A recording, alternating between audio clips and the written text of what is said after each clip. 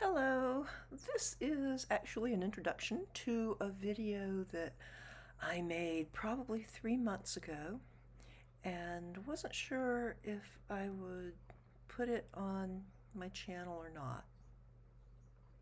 But I think it's time I did. However, I wanted to do an introduction to issue the standard disclaimer for entertainment purposes only. And I also want to clarify a couple of things that I talk about. First of all, I talk about vibrations at the cellular level when I should have said molecular or atomic. So that was one way I was corrected. Another is when I talk about overpopulation or too many people, that's not necessarily too many people for the planet to sustain, but too many people congregated in specific areas because of the systems that I talk about. So I and my sources wanted to make those corrections, additions, and here we go with the weirdness. Thank you. Hi there. I am making this video with no idea whether or not I will share it. But here we go. If you've known me for a while, you may be aware that I sometimes channel an extraterrestrial entity whom I refer to as Sister. She identifies as a fifth dimensional Pleiadian. I have come to realize she is actually an expression of me in the fifth dimension. However, over the past couple of years or so, I have been communicated to by a different entity, still an extraterrestrial. I get a very masculine feeling of the energy, so I do refer to him as he. The first thing he showed me had to do with the mRNA vaccine technology. He showed me how medical researchers, scientists were inspired first about 30 years ago. The inspiration came from his team of extraterrestrial intelligences, beings who help further scientific research and developments here on Earth. And of course, when he first showed me this, it was around the time when the coronavirus vaccines were becoming available. And people had a lot of questions. Some people had a lot of fear around them. And what he showed me was absolutely amazing. Really great stuff for science nerds. And I guess there's a science nerd in me. So again, this is my experience, but I have absolutely no trepidation about any vaccine that uses mRNA technology. It's just really cool stuff. So, as I became aware of him as an entity who wanted to communicate with me, I started thinking of him as the technology alien. And I began to call him Techno-Al.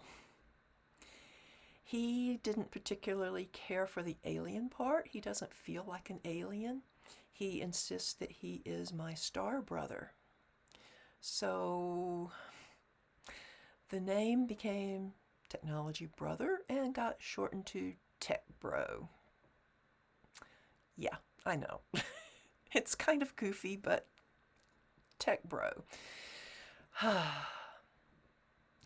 And the latest thing he has shown me is new developments in sustainable and non-polluting energy. And it's based on the natural vibration. I have not been shown all the details, and I don't think I can yet comprehend all the details, but my impression is that it has to do with the natural vibration within cells, like like an atom, that has particles that are orbiting, so that everything, it's that natural vibration on a cellular or atomic level. And this is movement that doesn't have to be stimulated. It just occurs naturally. So there's no need for an outside agent.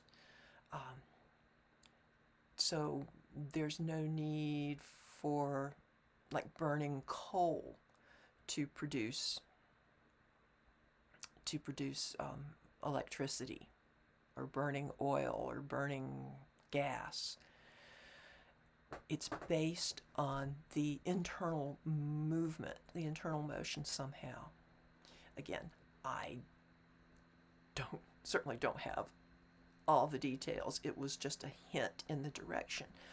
But he did tell me that wind energy is the closest that we have.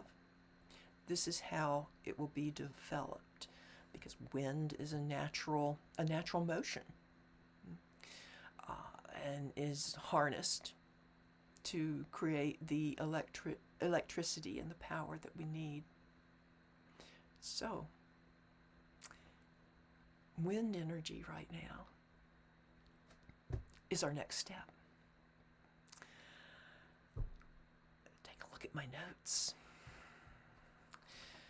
Now, another thing he told me is that there are too many people on Earth. We are out of balance because we are overbalanced with the Earth and the rest of nature. Many countries, particularly those we think of as First Nation, First World, highly developed nations, and I can say particularly the United States, because this is where I live, has relied on has developed and relied on systems that depend on increasing populations to keep them going. I'm thinking about concerns, for example, about Social Security. If there aren't enough younger people working and paying into Social Security,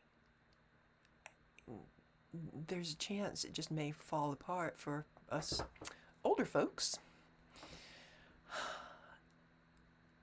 But that's what it's come to, really. That's what we've reached. We've depended on these systems that require a lot of people. Now, there have been some developments with automation, robots taking over some jobs, but it hasn't been enough. And it's not the fault of the technology. It's that what we haven't done is develop systems that don't rely on people. And there's a push in some circles to encourage people to have more children. And having more children just to keep these old systems going. When what we really need to do is develop different systems. And we've kind of reached that point where young people in their childbearing years just can't afford to have children, don't see any point in having children, don't want to bring children into this world that, face it, doesn't seem all that hopeful right now. So I'm listening to Techbro. I don't channel him, but I hear him. Yeah. Okay, he's urging me not to be too depressing, and I don't mean to be. It's just a fact. We need to develop new systems to take care of the people we have, but also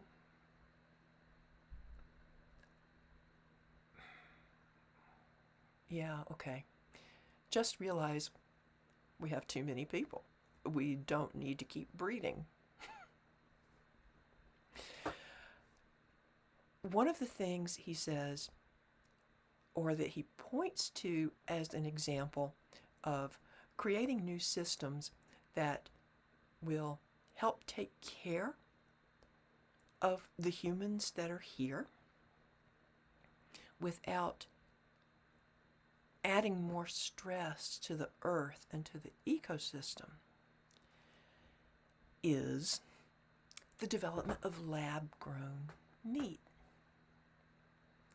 Now, again, I guess there's a science geek in me. I think that's a great idea, not needing land to raise, food animals on, not requiring all the supplies and all that it takes to raise animals to use as meat to feed us all. So this is another technology that his team, I don't know if I mentioned that too. Techbro is part of a team that inspire our scientists and our researchers. Now, Techbro is kind of the PR person. That's why he talks to me.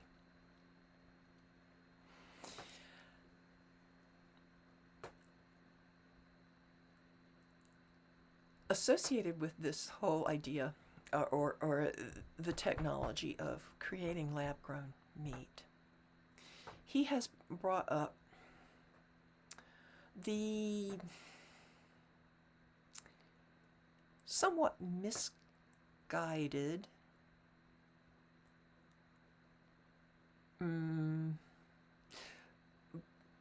philosophical position. Okay, I will say philosophical position among some people that as humans evolve, we will get to the point that our thoughts will immediately manifest. He finds that amusing.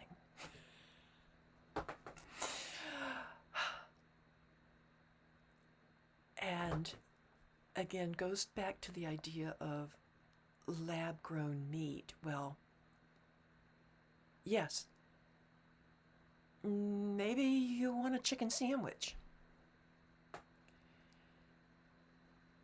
but it's not going to just appear in your hand, okay? There are processes and there are technological steps to creating whatever we can think of, okay?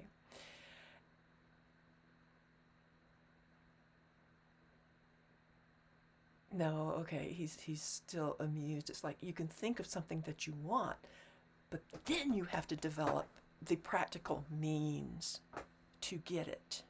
Okay.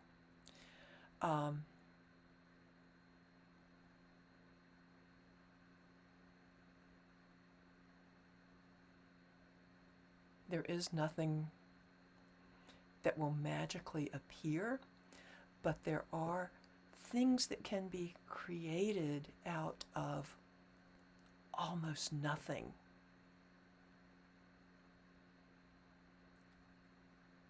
But it requires more technological advances than humans have made at this time. And that's what Techbro and his team are here for. He acknowledges that there are fears around technology and that technologies can be used in negative ways. And that's up to us. That's up to humans. But he assures me that his team never gives inspiration to humans whose tendencies are not altruistic, are not to help humanity. They do not give the ideas for advanced technology. So they don't give the technology itself, but they give the inspiration. They don't give that inspiration to anyone whose intentions are harmful or greedy. That's not to say that people with greedy and harmful intentions don't eventually get their hands on it, but that's up to us. The technology and the knowledge that Techbro and his team bring are given only to, he's using the term good-hearted, so I will say good-hearted individuals. The technology itself is never harmful or can always be used in a positive manner, and that there are incremental steps that we have to go through because we're living in a 3D reality and we're living in linear time, and it's an evolution.